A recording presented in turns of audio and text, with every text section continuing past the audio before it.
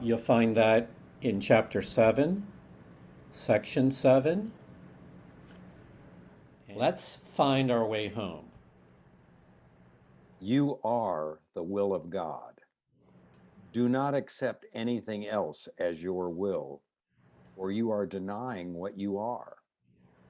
Deny this and you will attack, believing you have been attacked. But see the love of God in you, and you will see it everywhere because it is everywhere. See his abundance in everyone, and you will know that you are in him with them.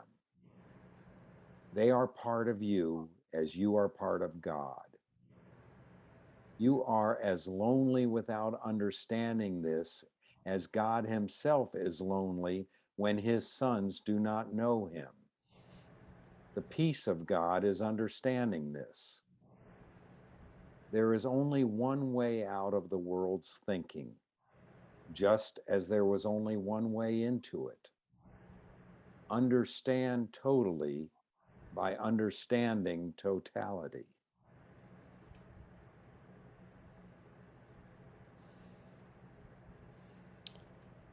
So there's nothing we need to do to acquire more love from God. There's nothing we need to do to alter our true nature. All of that is unchanged from the beginning of creation. The mirage, the illusion, is that there's something else worthy of your attention, worthy of the investment of the power of your mind. And that, whatever that something else is, once we accept anything else as our will, we wind up confused and thinking that we are now on a different mission, a different function, a different purpose. We call this denial of the truth. By accepting an alternative identity, an alternative picture of ourselves, an alternative will, we wind up denying what we are, and everything goes downhill from there. But there's also a stairway to heaven choice that is possible, and it involves involves everyone. That's sorry, this is just the way he created it. It involves everyone. Okay? Um, Despite the fact the ego doesn't want to. And they are a part of you because they are a part of God and they are a part of all creation. So there's no exclusions. And so, David, this is the simplest formula for the peace of God. Because understanding they are a part of you and they are a part of God, not difficult conceptually. And the peace of God comes from understanding this.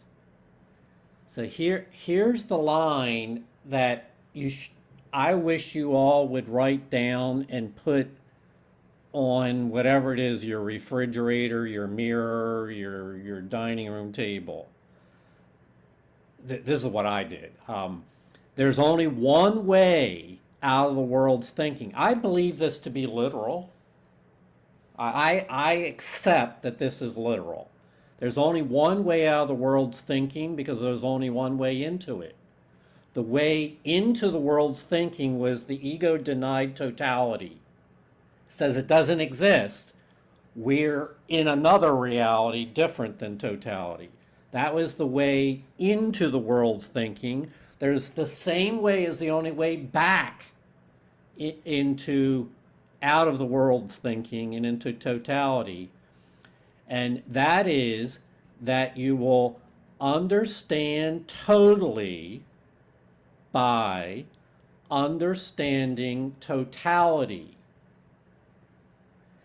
Now, I know good students of miracles blur over when they hear that, and their mind goes into complete abstraction, and they wind up with no sense of meaning at all. But then again, they didn't have this miraculous group we have going here either. Um, so, the way in which you will find the peace of God and is the same way in which the ego denied totality. And so we do it by understanding totality. And that involves the role that others have, as well. It involves God and all his creation. I think that's not difficult to understand. It involves the whole creation. So there's no exceptions to that. The end? Uh, my mind is being blown. Um, if it wasn't totality, what's the opposite of totality? Segments, pieces, duality, right? It, So it's pseudo reality or nothingness. It's I was kind of rhetorical, yeah, right, actually, right. because what's blowing my mind is I get it. Like, if it's not total, then it's partial, and nothing exists in partiality in God. You can't have any partiality. God is not partial. God is not partial to this one and not that one. Like, it's all, and we are all part of the one. We are one. So it was just in this tiny mad idea that we thought that we were separate. Yep. So I just like so getting this, and I number 4, but see, sentence 4, but see the love of God in you and you will see it everywhere because it is everywhere.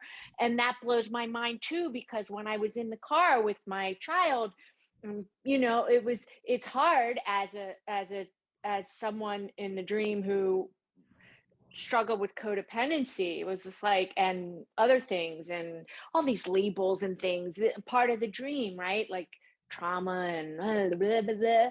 Like, it's it's just I I I'm so studying this course, and it's really integrating in me, that I'm starting to understand about the peace of God, that we are the peace of God, and the love of God in me is like the ultimate. Yes. It's this superpower. It's I just lost my train of thought, but I'm just really getting it, and I just feel so blessed in this moment. Like, it's a miracle moment, and I just want to share it. And not just, I want to share it. Yes. It's not a just, I'm sharing it. Right. Okay. You are, Yeah. girl. Thank you. Mm-hmm. Yeah.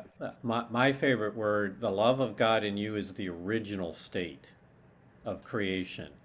It's in that, it's the idea of a pure moment when all creation came into being. God's love was expressed in creation, perfect harmony, the original state. And the ego believes that that is ended and is over. And as you said, what else would there be if there wasn't that? And this is just a returning back. There's one way out of the world's thinking, just as there was only one way into it. It's gone right back up, correcting the original mistake that the ego said totality does not exist.